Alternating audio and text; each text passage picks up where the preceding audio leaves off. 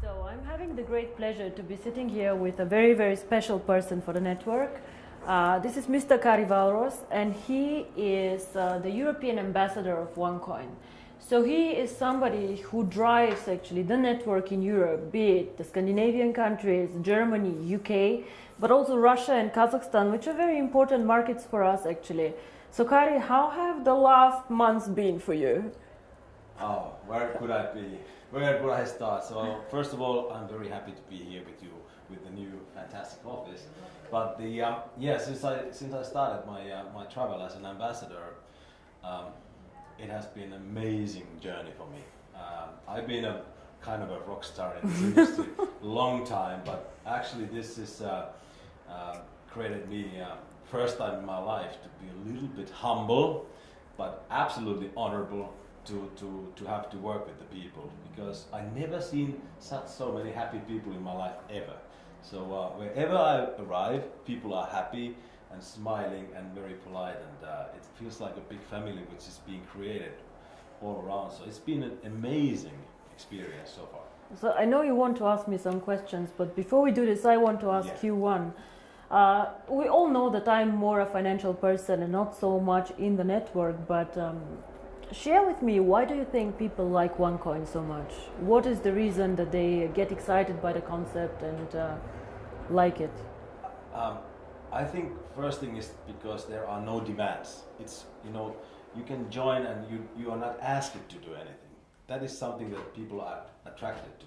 And once they get the right information, which is, by the way, not really available because there is so many wrong information, but once you give them the right information, it's so simple and clear and understandable. And I think because there is no demand and people see that they belong something. Mm-hmm. They belong something bigger, and this is how I think it is the most important thing. Well, this makes me, of course, very, very happy. Now, you want to ask me a few questions, so go ahead. Well, of course, I work basically in Europe and CIS. So, what Europe means to OneCoin? Well, Kari, we started actually. OneCoin was when we started. It was strongest in Hong Kong and in China. So we opened the first office in Hong Kong, and we received huge support from these markets. China is a very, very interesting country. They love innovations, they love cryptocurrency, and they supported us in the beginning very, very much. Then when I speak about cryptocurrency and the users of cryptocurrency, I believe the emerging markets will be the users actually of cryptocurrency, not so much Europe, because Europe is spoiled. If I want to send money from Bulgaria to Sweden, it's very fast, yeah? It goes really, really fast. Or the guys from Germany to UK. It is not that difficult, like, for example, from Singapore to India. But what for me is special about Europe is Europe normally are the earliest adopters to any technology. Very, very sophisticated people who understand innovation, who are the first ones trying it out. So whenever they get excited about something, it gets quite big actually in the world. All the iPhones and all this, they started in the US, but the Europeans also like this a lot. And I think the European market currently gives us huge support to roll out to the emerging markets. Even if they do not use the cryptocurrency so much, they practically enable all these people who will join later in Africa and in other markets to use OneCoin. For example, let's say you hold 10,000 OneCoins, and in 3 years you decide to sell a part of this. Your buyers most probably will come all from emerging markets, because these people, they do not want to buy the currency as an investment, they want to buy it as a payment system, as a carrier of value. So for example, maybe some Indian person will buy 100 OneCoins from you in Singapore to be able to send this 100 OneCoins to his wife in India. And this is why I think Europe is extremely important. You cannot build a global currency, fast, borderless payments without Europe. We are one of the most developed markets out there, and I have huge support here. A lot of the leaders come from Europe, and I think this is one of the most important markets that we have actually. All right, well, I'm working in an area that is pretty much known as a wealthy area. Europeans are a wealthy country, and also Russia, Kazakhstan, Ukraine, it's really wealthy countries. And they asked me the questions. Well, I know how I answer, but what is it? Because they are limiting the coin sales. So what is your answer to that? That why we are limiting the coin sales so drastically? I see. How they think that, you know, so your question somebody is, wants to sell more right. coins. So your question is, some of us mine coins and they go to the internal exchange, and some of us sell coins and buy coins. Yeah. So as OneCoin, as I say, is 1 year old, first of all, it's not like Bitcoin, it is not a liquid market yet. So it means that there might be a day where we have a huge demand for coin sales or a huge demand for coin buying. And this is why we as a company always say buying and selling the coin should never be a reason why you join.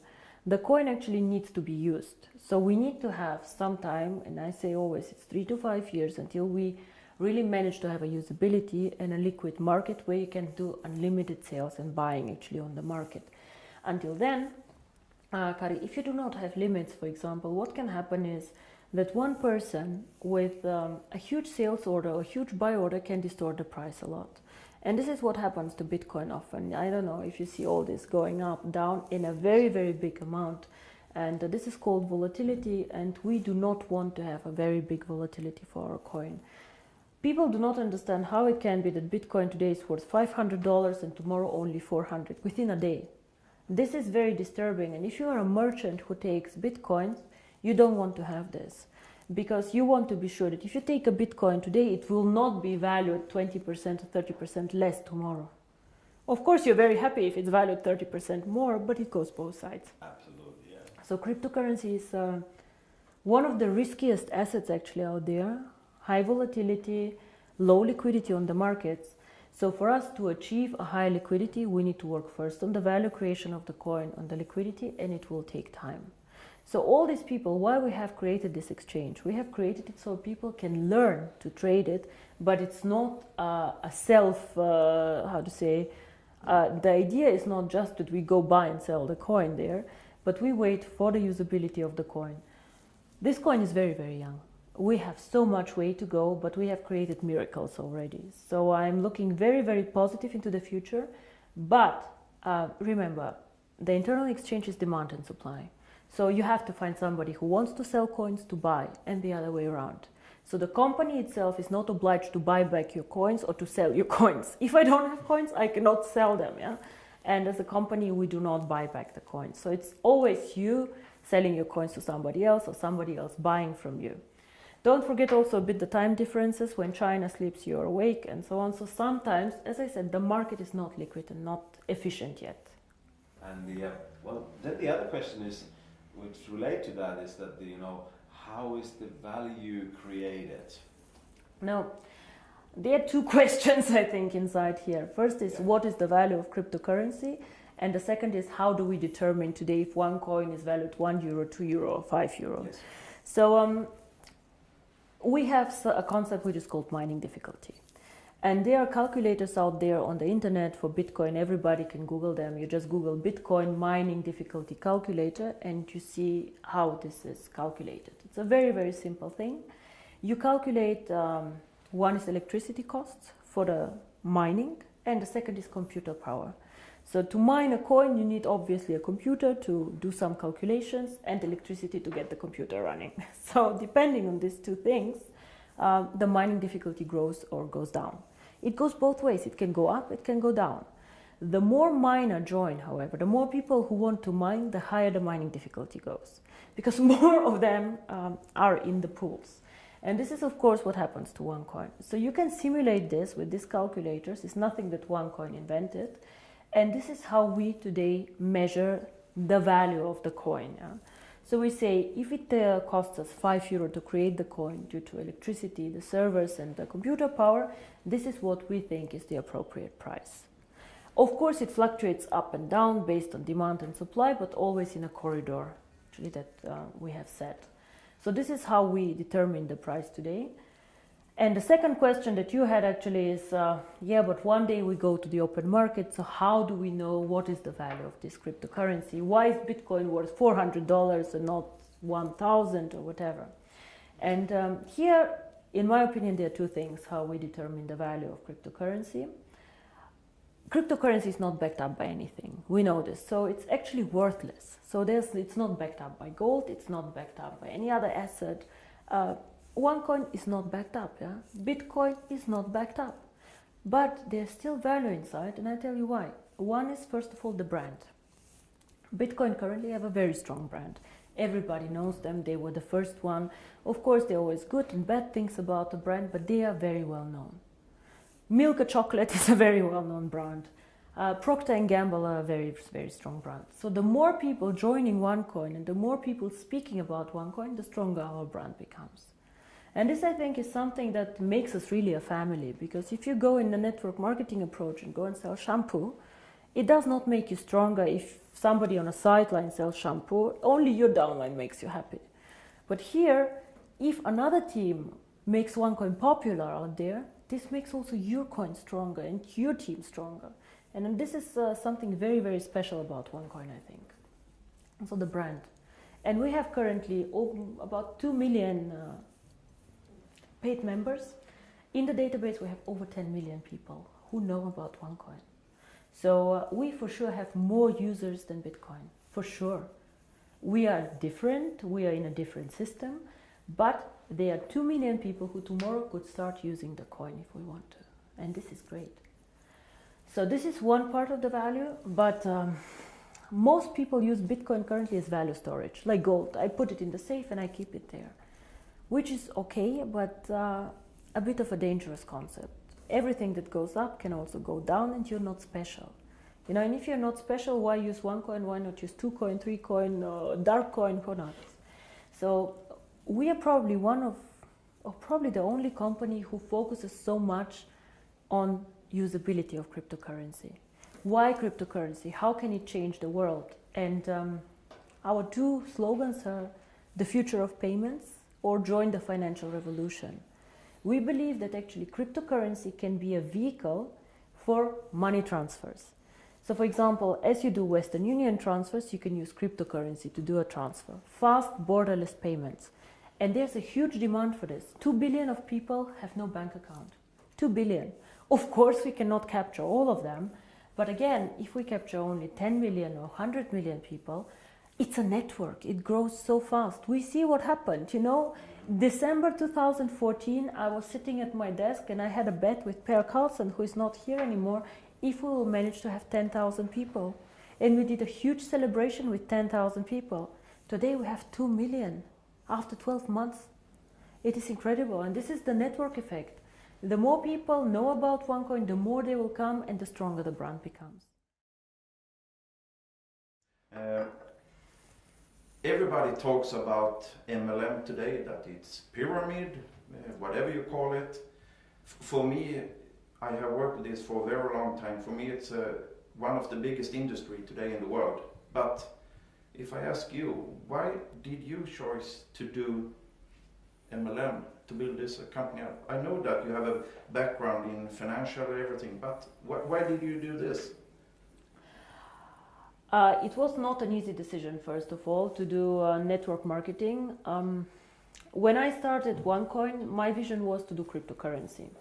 And outside in the industry, I did not know the industry well, to be honest. I knew some people who were working there and who are either personal friends or good acquaintances, so who I trusted. But what I saw in the beginning were some companies who really went bankrupt in a bad way, owing money to their members, money to their people. But I also saw some mainly product-based companies who were doing a very, very good job out there and an impressive track record. So I saw that not everybody is bad or not everybody is good. So it's an interesting industry. Why I chose it for my cryptocurrency? I believe that we as a cryptocurrency can be only successful if we have many users in a global network. And to be honest, I did not see a better distribution model for this. I did not see another way to attract people in to the cryptocurrency and these people to be spread out geographically so well. OneCoin can work only if it does cross-border payments. So if I have OneCoin only in China or only in Europe, it will not work well. We need the emerging markets, which is Asia, Thailand, Philippines, India, Africa, very, very interesting. These are the users of the coin. And if I would have gone in a traditional way, let's say with an IPO, with big investment funds, these people can buy, let's say, 100 million of coins, but they keep them, they do not use them. So for me, it was more important to get many, many users, even with a small investment sum or with a small sum that they want to participate with, but spread out geographically. And until now, I do not regret it. It's a very competitive industry. Unfortunately, sometimes I see the concept misrepresented. Yeah? We focus mostly on education, financial education, because in my opinion, nobody can understand cryptocurrency, nobody can understand even the financial world out there without education. So education is our product, and some of our members choose to mine the coin. By the way, I don't know if you know, but currently I checked the numbers, about only 10% of our members mine currently the coin. Oh. Only 10%. So a lot of the people, or I think most of them, actually participate in the program for the education. And this is something that makes me really happy, because this is what we are. We would like to foster a financial revolution, and financial revolution always comes with knowledge, education, and I think this is a very, very big part of the company. Now, Per, you asked me about the future of the network once all coins are mined. Now, I see the network as its own system, as our own ecosystem, and I will never go and sell shampoo in this network. This will never happen, because I have never done a network marketing company before, and I do not plan to do ever again a network marketing company. But the network itself is a value. It's a business that you guys are building. And for us, of course, it's also a value, because we can push our ideas through this network, and we can do a lot of things there. So to me, the ideal future of the network is to push, even when all coins are mined, the value of the coin. Be it to attract merchants for the coin, be it to create products who are connected to the value of the coin. And all what this network should focus on is something that somehow enhances the value of the coin. You guys know that we did some acquisitions, actually some networks that joined us. For example, Conligos, OPN. All these networks somehow helped us to build up the coin. Either they had interesting software for us, or they were geographically interested. But we never let somebody join us just because it's good or just because it's more people. We always strategically think of the future of the coin and how to make it stronger.